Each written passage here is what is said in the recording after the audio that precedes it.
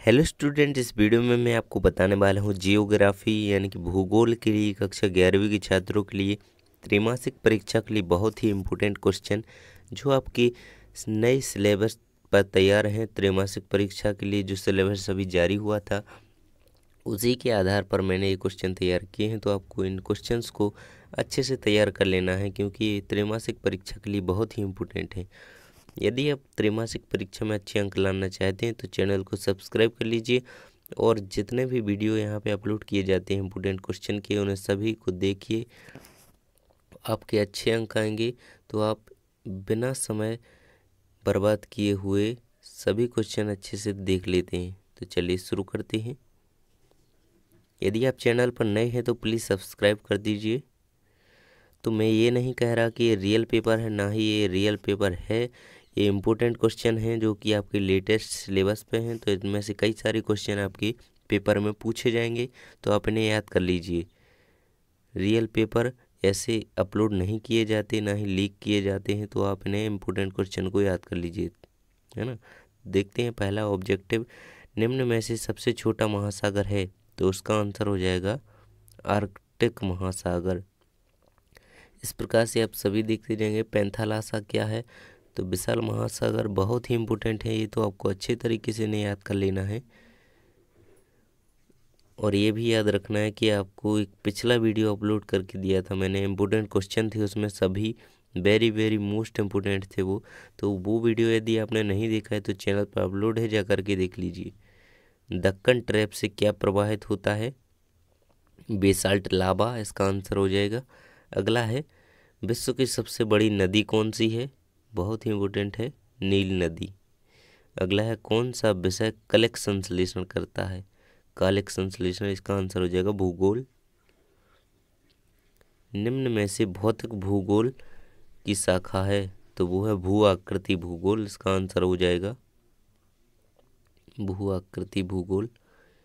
बहुत ही important question है ये, तो आपको ये अच्छे से तैयार कर लेने हैं अपनी त्रैमासिक परीक्षा के लिए। त्रैमासिक ही क्या, ये अर्धवार्षिक, प्री बोर्ड और वहाँ वार्षिक परीक्षा तक के लिए बहुत ही इम्पोर्टेंट है। अगला है, अधात्विक खनिज है, तो वो है गंधक। निम्न में से भूकंप तरंगें चट्टानों में संकुचन करती हैं। तो पी तरंगे हैं जो वो तरंगें चट्टानों में संकुचन लाती हैं, पी तरंगे कहलाती हैं ना। जो चट्टानों में संकुचन लाती हैं वो तरंगे पी तरंगे कहलाती हैं। अगला है हमारा, बुग्याल क्या है? बुग्याल शब्द का अर्थ क्या है? पहाड़ों की ऊंचाई पर स्थित घास के मैदान को बुग्याल कहते हैं। इस प्रकार से इसका अर्थ आप समझ लेंगे। पहाड़ों की ऊंचाई पर स्थित घास के मैदान, पहाड़ों की ऊंचाई पर जो स्थित घास के मैदान होते हैं उसे ही बुग्याल कहते हैं। इसे आप याद रखिए ना। अगला है हमारा, सुनामी वास्तव में क्या है? तो ये हो जाएगा आंसर लहर। सुनामी वास्तव में लहर है। निम्न में से भौतिक भूगोल की शाखा कौन सी है? भू आकृति भूगोल, अभी पिछला भी ऑब्जेक्टिव था एक। आगे है, सेल किसे कहते हैं? तो ये छोटे छोटे एक अंक में पूछे जा सकते हैं ये। सेल किसे कहते हैं? भूपट्टी की संरचना जिन तत्वों से हुई है उन्हें सेल या चट्टान कहते हैं। जल विभाजक किसे कहते हैं? अपवाह द्रोणियों को अलग करने वाली सीमा जल विभाजक कहलाती है। और जो भी आपके दोस्त हैं उनके लिए ये वीडियो शेयर कर दीजिए ताकि वह भी इसका ये इम्पोर्टेंट क्वेश्चन देख पाएँ और वो भी अच्छे अंक ला सकें परीक्षा में। कौन सा मंडल स्थल मंडल को वर्णित करता है? तो देखिए, भूपटल व कोड स्थल मंडल को वर्णित करता है। इसका आंसर हो जाएगा। अगला है हमारा, धात्विक खनिज के उदाहरण दीजिए। तो इसका आंसर हो जाएगा लौह अयस्क, निकेल और कोबाल्ट। ये धात्विक अयस्क के उदाहरण हैं, लौह अयस्क, निकेल और कोबाल्ट। अधात्विक खनिज के उदाहरण लिखिए। तो अभ्रक, सल्फर, पोटास और लवण अब अधात्विक खनिजों के उदाहरण हैं। तो ये बहुत ही इम्पोर्टेंट हैं, तो आप इन्हें अच्छे तरीके से याद कर लीजिए। Very very most important question है ये, आपके 1-2 अंक में पूछे जाएंगे। भूकंप किसे कहते हैं? भूकंप या भूचाल पृथ्वी की सतह को हिलाने को कहते हैं। यह पृथ्वी के स्थलमंडल में ऊर्जा के अचानक मुक्त हो जाने के कारण उत्पन्न होने वाली भूकंपीय तरंगों के कारण होता है। तो ऐसे भी क्वेश्चन पूछा जा सकता है कि भूकंप कैसे उत्पन्न होता है। तो ये आपको लिख देना, भूकंप के स्थल मंडल में, पृथ्वी के स्थल मंडल में ऊर्जा के अचानक मुक्त हो जाने के कारण उत्पन्न होने वाली भूकंपीय तरंगों के कारण। आपको याद रखना है कि भूकंपीय तरंगों के कारण ही भूकंप आता है। पृथ्वी हिल जाती है तो उसी घटना को भूकंप कहते हैं। अगला क्वेश्चन है, पटल विरूपण से क्या आशय है। तो इसका आंसर देख लेंगे। यह एक अंतर्जात प्रक्रिया है और इसके अंतर्गत संचलन, उत्थापन या भूपट्टी के निर्माण से संबंधित सभी प्रक्रियाएं सम्मिलित होती हैं। ये प्रक्रिया पृथ्वी की सतह के विन्यास में परिवर्तन करती है। बहुत ही इम्पोर्टेंट क्वेश्चन है ये, तो आपको ये अच्छी तरीके से याद कर लेना है। पटल विरूपण से क्या अभिप्राय है। अगला है, पारिस्थितिकी तंत्र क्या है।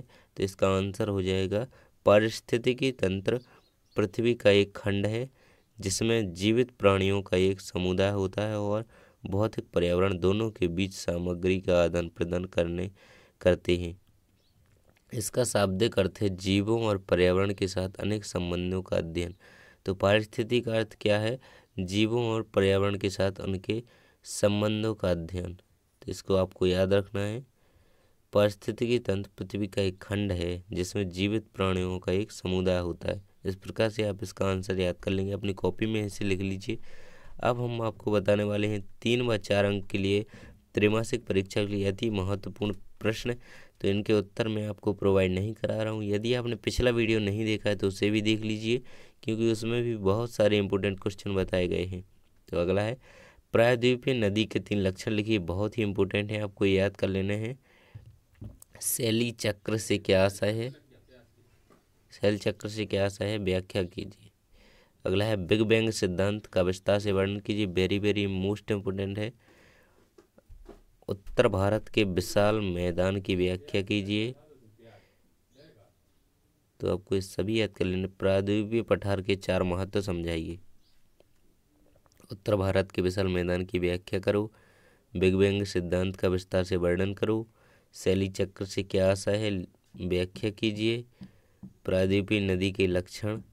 इसी प्रकार से हमने आपको सभी इम्पोर्टेंट क्वेश्चन प्रोवाइड करा दिए हैं, तो आप इन्हें अच्छे से याद कर लीजिए। त्रैमासिक परीक्षा के लिए, ये बोर्ड परीक्षा तक के लिए बहुत ही इम्पोर्टेंट क्वेश्चन है, तो आपको ये अच्छे से याद कर लेने हैं। इम्पोर्टेंट ऑब्जेक्टिव है। ये पिछला वीडियो नहीं देखा है तो चैनल को विजिट करके देख सकते हैं। देखिए, तो ठीक है, मिलते हैं अगली वीडियो में। Thanks for watching.